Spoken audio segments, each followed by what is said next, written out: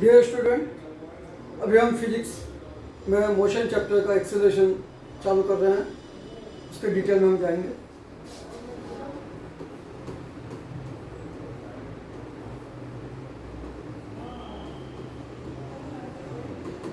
तो सबसे पहले एक्सेलरेशन क्या होता है उसकी डेफिनेशन लिखेंगे।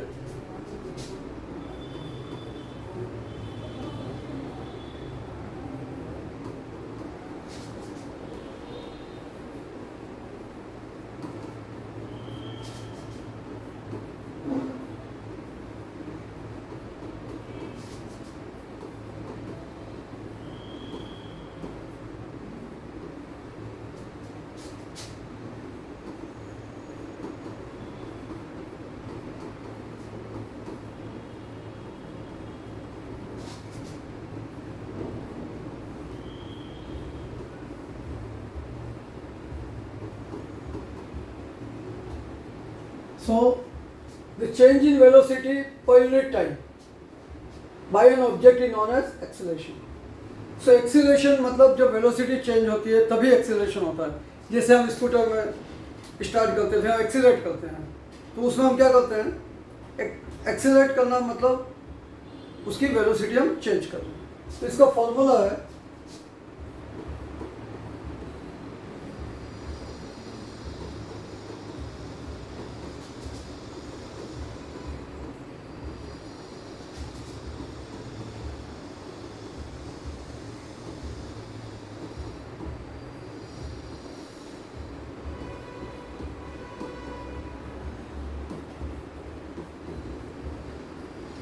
change in velocity upon time taken. Okay, now acceleration की SI unit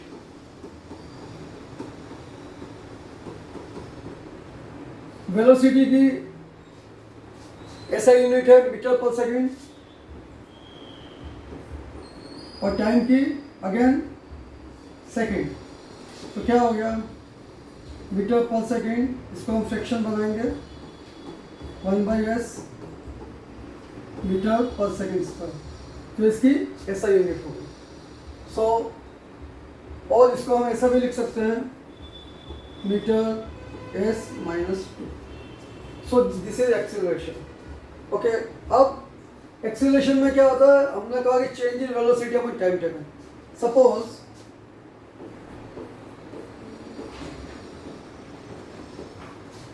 initial velocity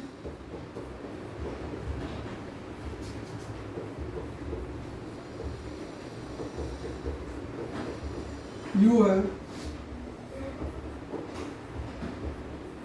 final velocity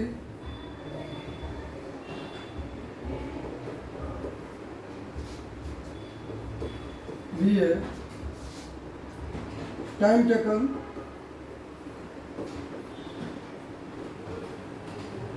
equal to t and acceleration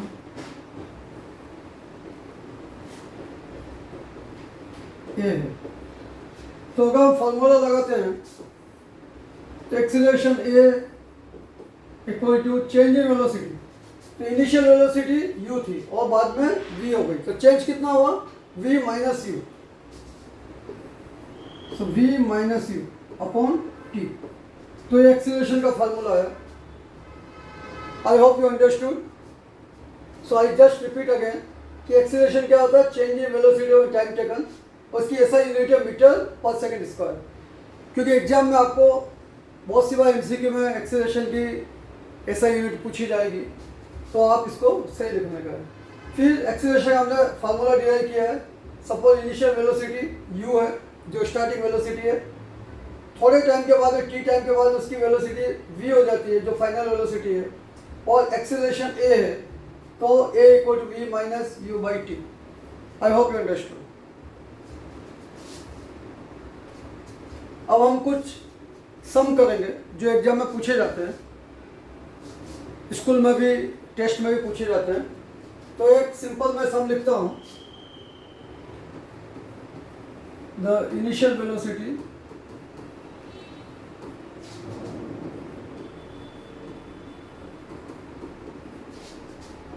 of a car is 36 kilometer per hour. It changes to 108 kilometer per hour in 10 seconds. Find acceleration.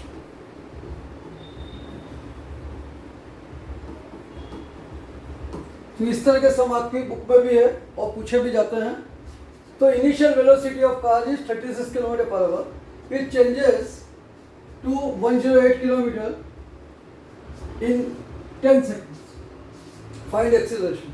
अब देखिए जो initial velocity जो है वो है u और वो है 36 किलोमीटर पर आवर. अब देखिए किलोमीटर पर आवर ऐसा यूनिट नहीं वेलोसिटी की, तो हमें क्या पहले इसको ऐसा यूनिट जो मीटर पर सेकेंड उसमें कन्वर्ट करना पड़ेगा. तो उसके लिए हमको क्या करना है कि 5/18 से मल्टीप्लाई करें और कन्वर्ट हो जाएगा. So 36 into 5/18 meter per second. So इसको कट किया 2, तो initial velocity u equal to आपकी आ गई 10 मीटर पर सेकेंड. अब हम v निकालते हैं. v है अपना 108 किलोमीटर पर आवर. इसको भी हम कन्वर्ट करते हैं तो 108 इंटू 5/18. सो ये आ गया आपका 108 को कन्वर्ट करेंगे तो आ गया 6. 18 6 जा 108. तो आपका वेलोसिटी हो जाएगा 30 मीटर पर सेकेंड. अब v और u आपको मिल गया. अब हमको टाइम जो दिया है वो तो अपने सेकंड में ही है, डेट इज 10 सेकेंड. सो तीनों ही ऐसा यूनिट में आ गया. वेलोसिटी की u, v आपका final velocity, initial final velocity और टाइम t. अब फार्मूला अप्लाई करेंगे.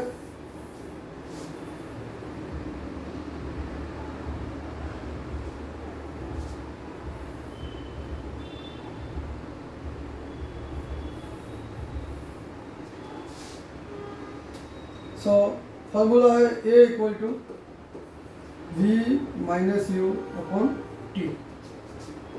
तो v अपना है 30, u है 10 और टाइम है 10 सेकेंड. तो ये हो गया 20/10. सो 0.2 मीटर पर सेकेंड स्क्वायर. और ऐसा भी लिख सकते हैं 2s-2. तो आपका एक्सीलरेशन फाइंड आउट हो गया. So I hope you understood how to find the acceleration. अब हम आगे बढ़ेंगे. अब हम लोग कुछ फार्मूले की बात करते हैं जो मोशन के फार्मूले हैं. तो सबसे पहला फार्मूला जो अभी हमने लिखा है a equal to v minus u upon t. Okay, तो हम क्रॉस मल्टीप्लाई करते हैं तो ये आ जाएगा v minus u equal to 80. So v equal to u plus 80. तो मोशन का फर्स्ट फार्मूला है v equal to u plus 80.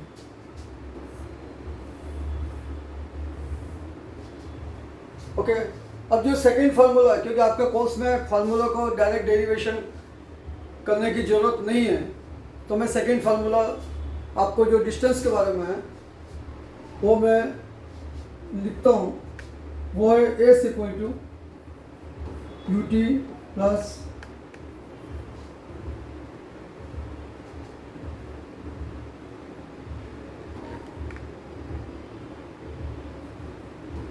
UT plus half 80 square.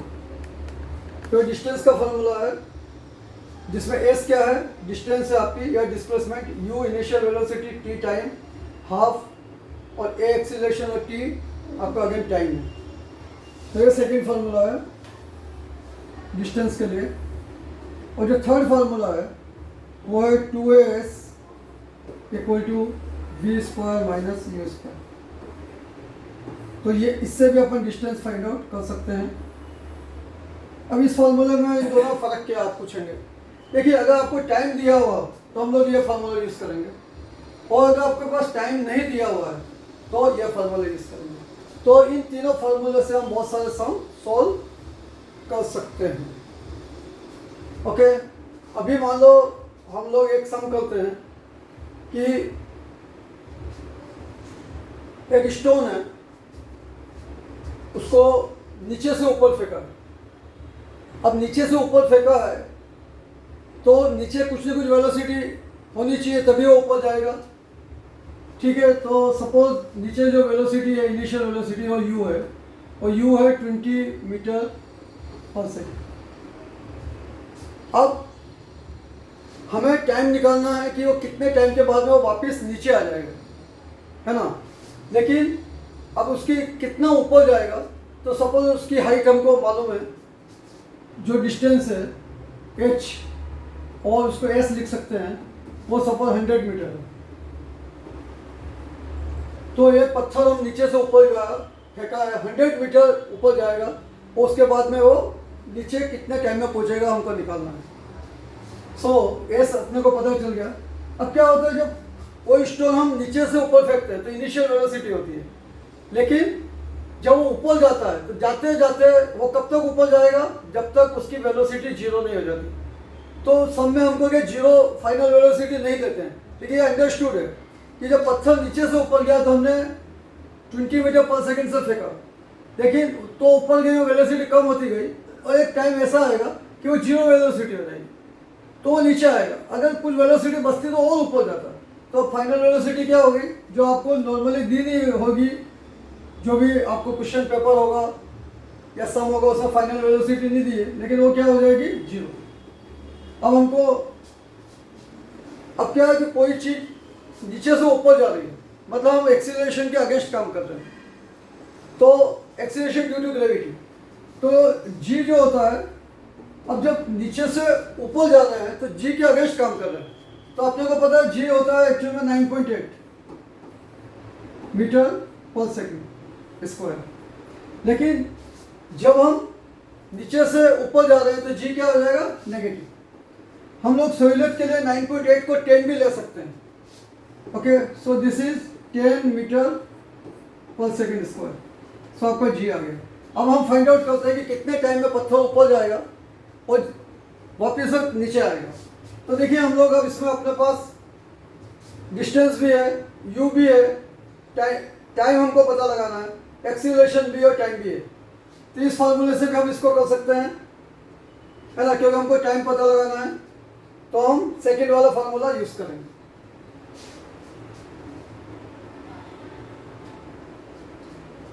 अब अपना जो फार्मूला है वो है S इक्वल टू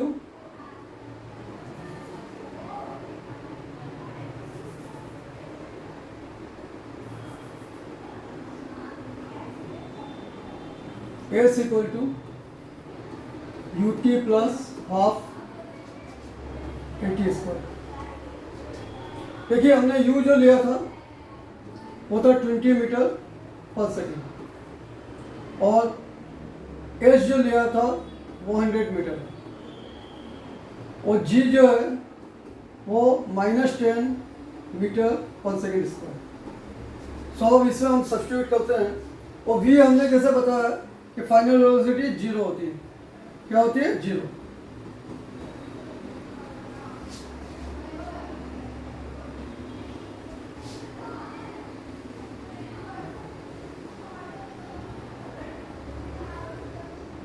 तो सब्स्टिट्यूट करते हैं, s इक्वल टू 100, u कितना है 20, t हमें पता लगाना है, प्लस हाफ, a अपने को पता है 10 -10 क्योंकि ऊपर जा रही है, एक्सीलरेशन अगेंस्ट काम कर रहे हैं, और t स्क्वायर। तो कितना हो गया, 100 इक्वल टू 20t फिर हम इसको कट करते हैं तो ये आ गया 5, तो माइनस 5t स्क्वायर। ओके, तो आपकी इक्वेशन बन गई। इस इक्वेशन सोल्व करेंगे और t निकालेंगे। तो हम लोग इसको 5t को इधर ले लेते हैं। 5t स्क्वायर जब इस साइड में आया तो प्लस हो जाएगा, ये भी इधर जाएगा प्लस हो जाएगा, minus 20t minus 100 equal to 0। क्योंकि इधर जाएगा तो 5t स्क्वायर हो गया, 20 हो गया और 100। ओके, अब हम इसको सॉल्व करेंगे।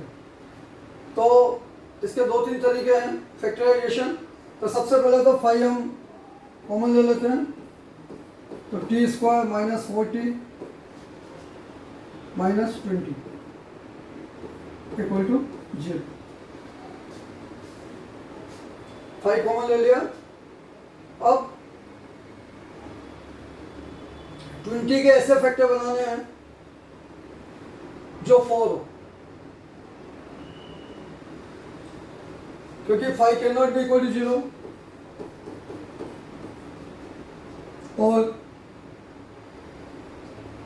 Hence t square minus 4t minus 20 equal to 0। अब 20 के ऐसे फैक्टर बनाओ कि 4 हो। तो इस तरह से डायरेक्टली तो आपको फैक्टर बना नहीं सकते हैं। 20 के ऐसे कोई फैक्टर नहीं बनेगा कि 4 हो। तो हम लोग अल्फा बीटा वाला फार्मूला यूज़ करेंगे और निकालेंगे। तो अल्फा होता है minus b plus root d upon 2a और बीटा होता है minus b minus root d upon 2। So अब d क्या है? Discrimination. B square minus 4ac, b square minus 4ac। अब हम आगे बढ़ते हैं, कंपेयर करते हैं इसको। T square minus 4t minus 20 equal to 0 को स्टैंडर्ड इक्वेशन से x square plus b x plus c equal to 0। तो हमारा ए आ गया 1, बी आ गया माइनस 4 और सी आ गया माइनस 20। ए इसका कोफिशिएंट 1, बी माइनस 4 और सी आ गया माइनस 20। तो हम डी निकालते हैं। D equal to b square means minus 4 का स्क्वायर माइनस 4 इंटू ए का मतलब 1 और सी का मतलब माइनस 20। तो आपका आ गया 16 और हम मल्टीप्लाई करते हैं प्लस 80, तो आ गया आपका 96। D equal to 96। ओके, अब हम इसको आगे सोल्व करते हैं। अल्फा, तो अल्फा इक्वल टू क्या हो गया? माइनस बी, बी कितना है? माइनस 4, तो 4 हो गया प्लस रूट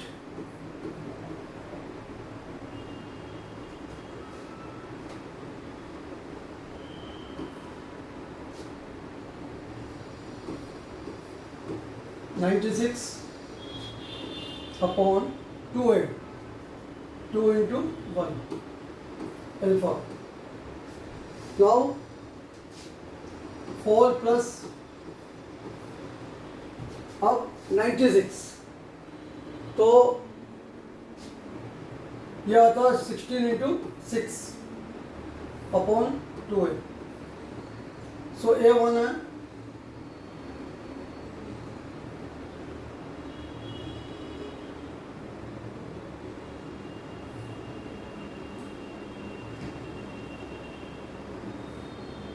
सो 2। तो अल्फा इक्वल टू 4 प्लस 4 बार आ गया 4 root 6 upon 2। Okay, so alpha equal to 4 common 1 plus root 6 upon 2। So 2 से 2 कट गया, तो अल्फा इक्वल टू आ गया 2 1 प्लस रूट 6 और बीटा हो जाएगा, इसमें खाली प्लस और माइनस का डिफरेंस है, तो बीटा हो जाएगा 2 1 माइनस रूट 6। तो ये दोनों हमारी टाइम की वैल्यू आ गई है ना, अल्फा और बीटा। सो ये दोनों टाइमिंग्स है, ये T1 है,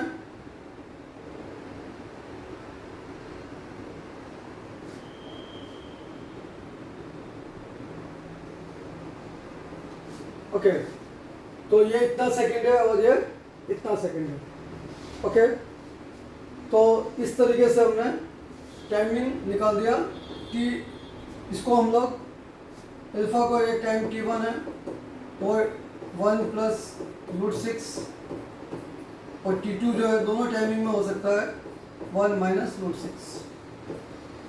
तो इतने टाइम में वो ऊपर जाएगा और जब वो नीचे आएगा तो वापस उतना ही टाइम लगेगा। तो अगर आपको टोटल टाइम निकालना है तो इसको हम डबल कर देंगे अगर वापस आउट में आने का है। So 2T1 is equal to 2 into 2 1 plus root 6,